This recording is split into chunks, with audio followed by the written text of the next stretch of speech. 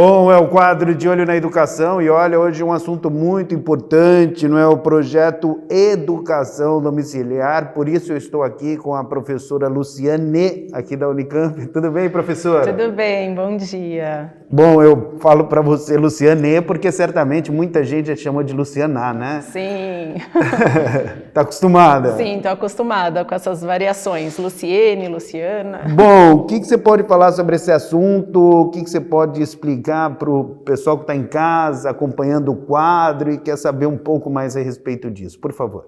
Bom, esse projeto de lei que visa regulamentar a educação domiciliar no Brasil, ele é um projeto bastante antigo, na verdade ele foi apresentado em 2012, não foi o primeiro projeto de lei, né, com esse teor, a gente já teve aí desde 1994 alguns projetos de lei que foram apresentados visando regulamentar essa prática no Brasil. E a ideia principal é que os pais, né, as famílias tenham o direito de escolher se vão enviar os filhos para a escola ou se vão ensinar os filhos em casa, né? Hoje o que a gente tem pós-Constituição Federal de 88 é um entendimento majoritário de que a escola é o espaço, né, principal para a garantia do direito à educação, então a matrícula e a frequência são obrigatórias, isso a LDB, o Estatuto da Criança e do Adolescente, né, vão regulamentar também. Mas há um grupo aí, um movimento, né, de famílias que se organizaram para fazer essa defesa de que os pais têm o direito de ensinar os filhos em casa. Então esse projeto de lei foi apresentado em 2012, depois dele outros projetos também com o mesmo objetivo foram apresentados e foram apensados a ele, e a gente tem agora esse movimento de discussão, né, debate sobre a regulamentação da educação domiciliar e a recente aprovação na Câmara, né, desse projeto que agora está no Senado para discussão e posterior votação também. Qual o seu posicionamento, professora, sobre isso? Tá. O movimento da educação domiciliar no Brasil, ou a prática, né, da educação domiciliar, ela foi uma prática presente no Brasil no período oitocentista, né, então era muito comum que as famílias de elite não enviassem seus filhos para a escola, até mesmo pela falta, né, de instituições escolares, de acesso a uma instituição escolar. E eram as famílias mais abastadas que tinham essa prática de contratar professores, preceptores e ensinarem os seus filhos. O que a gente teve foi uma luta histórica para ampliação do acesso à escola para todas as pessoas, né? Então, nesse sentido, assim, no Brasil, a gente tem essa característica que é uma característica muito importante, que a escola, de fato, se abriu para todas as pessoas, de todas as, né, classes sociais, os diferentes grupos, muito recentemente. Então, a gente está nessa perspectiva de luta histórica, né, pelo acesso e hoje muito reivindicando a qualidade dessa educação, né? Então, a escola se abriu para todos, mas ainda falta muito investimento, faltam recursos para que a gente, de fato, tenha uma educação de qualidade para todos. Então, esse movimento que, assim, reúne grupos de famílias, né, que querem ensinar os seus filhos em casa e não enviá-los para a escola, ele é um movimento que, de uma certa forma, se apresenta na contramão dessa luta histórica pela educação pública de qualidade no Brasil. E o que essas famílias reivindicam é o que elas chamam de um direito de escolha dos pais, né, de decidir a melhor educação para os filhos, se vai ser pela via da escola ou pela via, né, da educação domiciliar.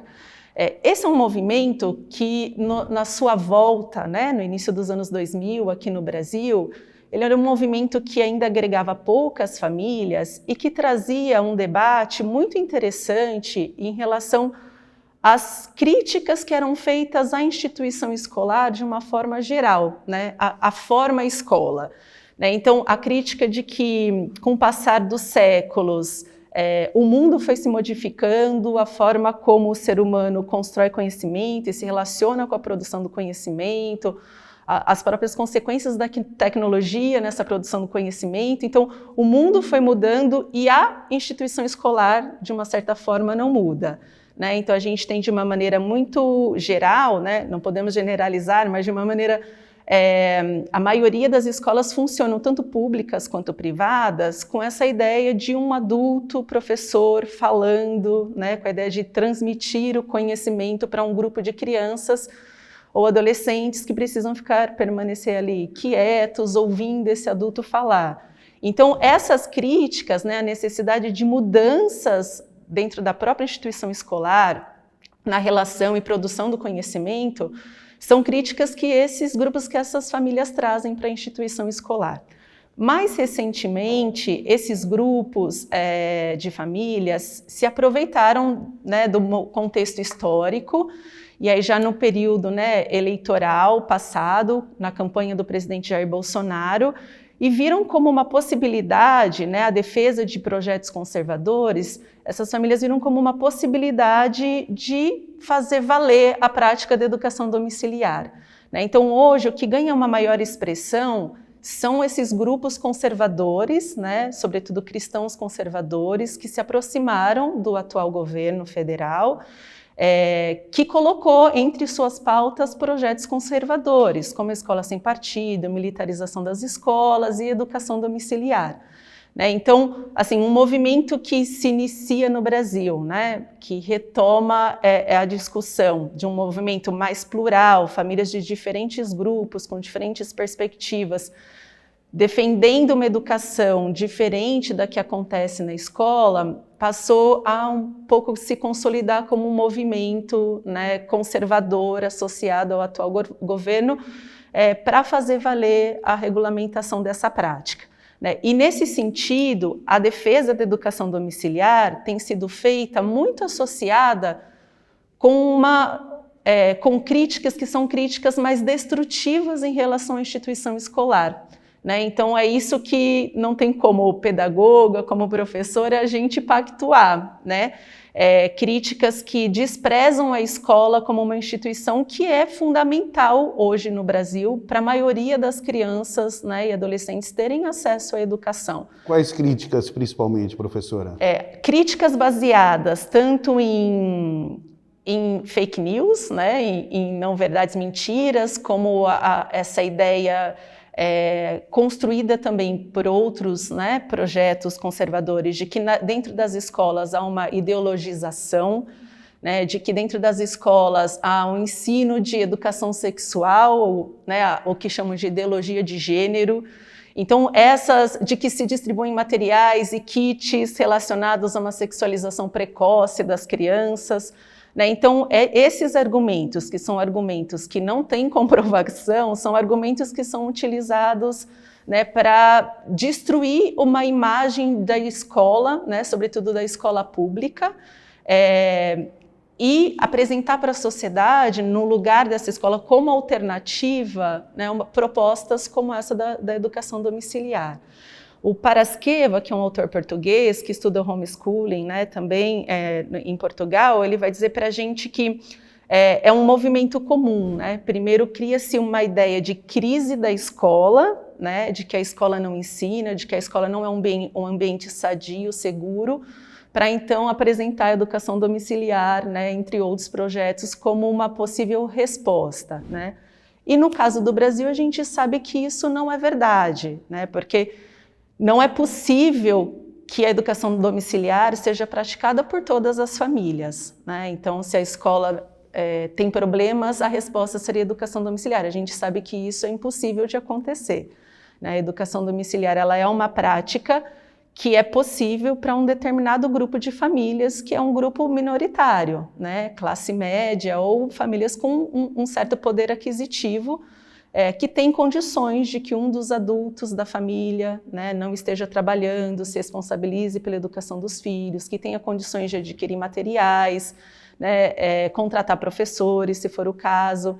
Então, ela é, sim, uma prática, né, que é uma prática para determinados grupos, né, não se apresenta como uma proposta educacional para a população de uma maneira geral. É uma prática que acontece em outros países? Como que funciona isso? Sim, a gente tem já alguns países em que a prática é regulamentada, né? Analisando o histórico aqui no Brasil, né, mesmo de atuação da ANED, que é a Associação Nacional de Educação Domiciliar, a associação que defende, né, a prática e a regulamentação do que eles chamam de modalidade aqui no Brasil, o que a gente vê é que eles têm acompanhado um processo histórico de regulamentação da América do Norte. Né? Então, aí Estados Unidos e Canadá, e principalmente Estados Unidos, são os países que acabam se tornando uma referência, né, na defesa dessa prática aqui no Brasil também.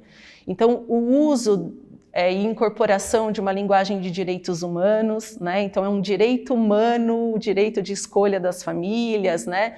As famílias acabam citando documentos internacionais de proteção aos direitos humanos. Então, algo que foi comum, que aconteceu na década de 1980 nos Estados Unidos. Então, o que a gente vê é aqui no Brasil, essa importação de uma defesa que já aconteceu em outros países em que hoje a prática é regulamentada. Né? No caso dos Estados Unidos, o homeschooling já é regulamentado em todos os estados dos Estados Unidos.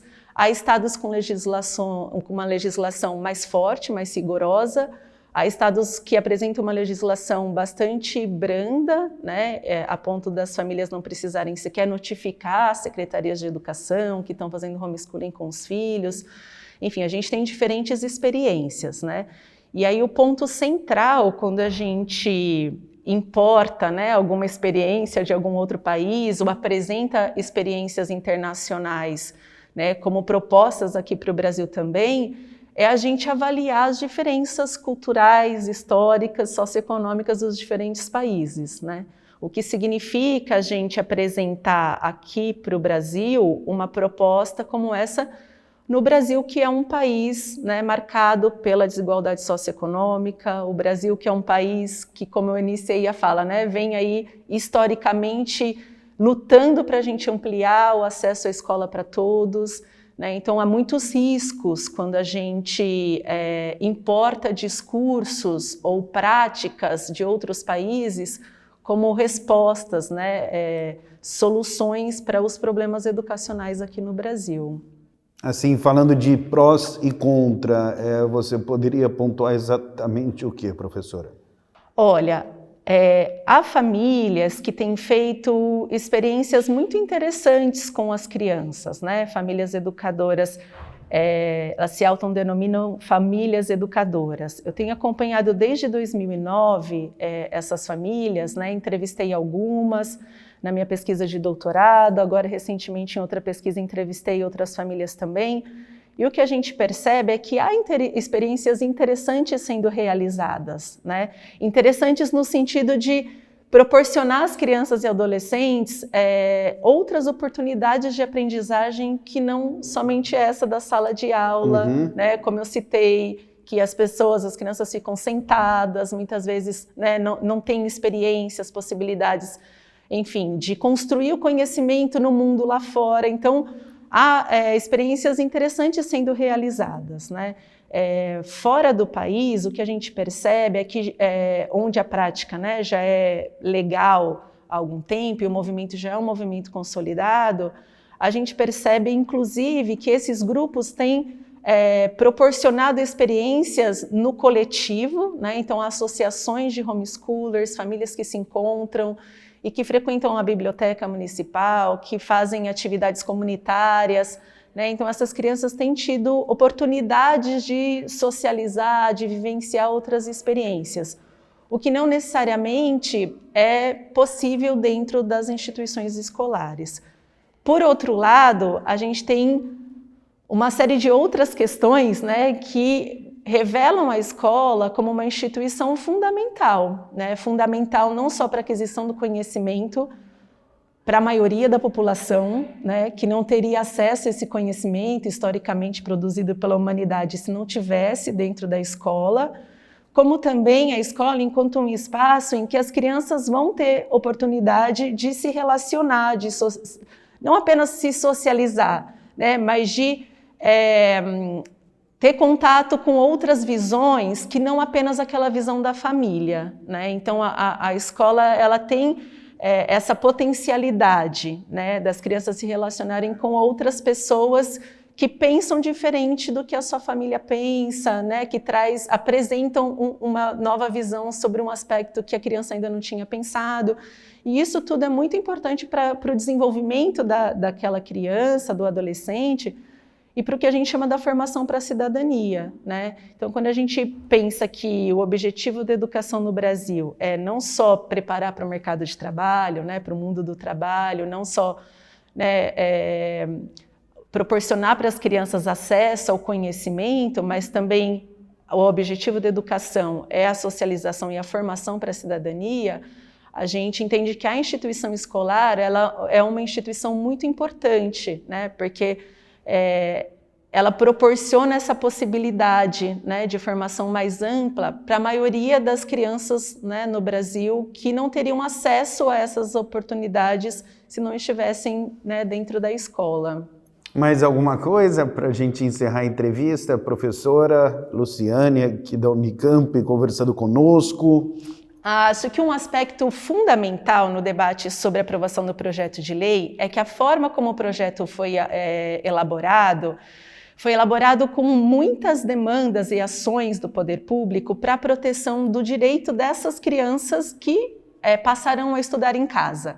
Né? Então, o projeto de lei prevê ações do poder público no que se refere à fiscalização, se essas crianças estão de fato aprendendo, demanda do poder público das secretarias de educação que promovam um encontro entre as famílias educadoras. Tudo isso é previsto? Tudo isso está previsto no projeto, né? De uma maneira que a gente percebe que fazer provas, né? Receber visita do conselho tutelar. Então, são aspectos que a gente considera bastante positivo para a proteção dessas crianças, né? As famílias não têm direito de fazer só o que os adultos querem. Sim, né? sim. As crianças são cidadãos de direito e elas precisam ter essa supervisão do poder público. Por outro lado, se isso tudo acontecer, o que a gente percebe é que serão demandados recursos, né, e ações do poder público que serão retirados da educação pública que atende a grande maioria. Né? Então, quando a gente fala de um número restrito de famílias de uma determinada classe social que tem condições de praticar a educação domiciliar e que essa prática vai demandar recursos públicos, né, ações dos servidores públicos da área da educação para viabilizar esse direito, a gente está falando de uma prática que vai afetar diretamente a educação pública, que já recebe, né, poucos recursos e que demanda maior investimento para que, de fato, ela seja uma educação de qualidade. Então, penso que esse é um ponto muito importante, né, para a gente acompanhar, que se refere aí a uma decisão, né? Estamos, enquanto sociedade, vamos compactuar com essa ideia de transferência dos recursos da educação pública para um grupo minoritário de famílias praticar a educação domiciliar. Então, penso que essa é uma decisão que é muito menos jurídica e mais política, né? De um posicionamento político que a gente precisa ter enquanto uma sociedade, um projeto de sociedade que a gente defende. Conversamos então, com a professora Luciane sobre projeto Educação Domiciliar. Muito obrigado por atender a nossa reportagem. Agradeço a oportunidade, estou à disposição. Obrigada. Valeu. Bom, pessoal, eu sou André Aranha e já sabe, né? Estou sempre, de olho na educação. Tchau!